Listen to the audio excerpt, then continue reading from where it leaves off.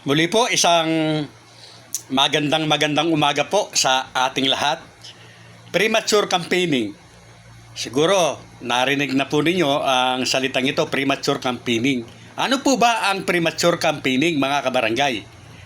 At bakit napakahalaga na malaman natin, lalong-lalo na yung mga baguhan, ang premature campaigning. Ang premature campaigning po, nasa pamagat na agad na bawal po na mangampanya ang sino mang kandidato na wala pa sa takdang oras o panahon. Dahil mayroon pong nakatakda na 10 araw ng legal na pangangampanya sa barangay at SK election. Ang lalabag po dito ay may kaparusahan na maaaring i-qualified ng sinong mang makakasuhan po nito. Kaya dapat mag-ingat, lalong-lalo na po yung mga baguhan. Ngayon, bakit po sa barangay at SK election ay ibig ko po sabihin ay napakaaga ng pwede kang kasuhan ng premature campaigning. Sinasabi po ng COMELEC na magkaiba po yung local election at national na machine ang ginagamit, samantalang ito pong barangay at SK election ay manual daw. Ayon po sa COMELEC, ang mga kandidato po sa local at national election ay masasakop lamang po ng ganitong batas sa simula po ng pangangampanya. Yes po, matapos po na sila ay mag-file, hindi pa sila itinuturing ng mga kandidato. At ituturing nga lamang po sila na kandidato sa unang araw ng legal na pangangampanya. Hindi po kagaya ng barangay at SK election na kapag nakapag-file na po ang isang kandidato ng kandidatura o COC, ay siya po ay itinuturing na kandidato na. Kaya saklaw na siya sa lahat po ng mga ipinagbabawal ng COMELEC.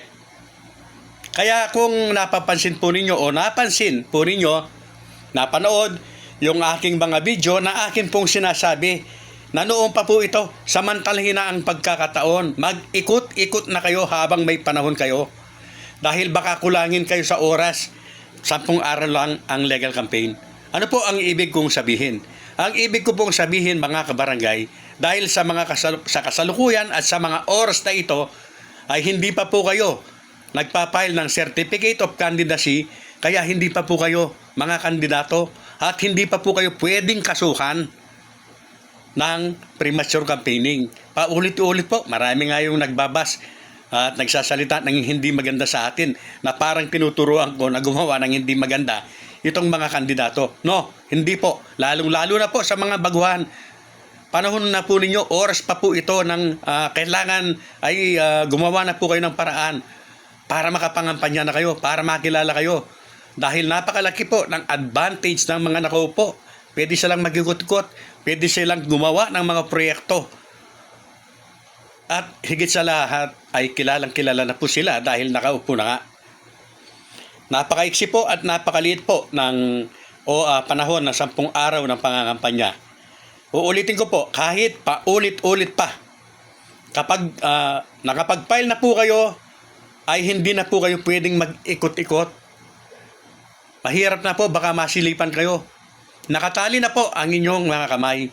Kaya yung hindi po ninyo magagawa, matapos na kayo ay mag-file, ay gawin na po ninyo ngayon. Yung pong naniwala sa akin na noon pa ay kumikilos na, congratulations. So nakasabay na kayo sa Agos. Pero yung natatakot at takot na baka makasuhan ng ito nga premature campaigning, habang hindi ka pa nakapag-file, hindi ka sakop ng batas na ito. At kailangan lamang po na bago kayo mag-file ay linisin po yung kapaligiran ninyo. Baka mayroon po kayong mga poster na nakadikit dyan. Baka po mayroon kayong t-shirt na dati nang ginamit na nandyan po ang inyong pangalan at suot ng inyong mga leaders. Taken lamang po na malinis na kayo bago po kayo mag-file. Real talks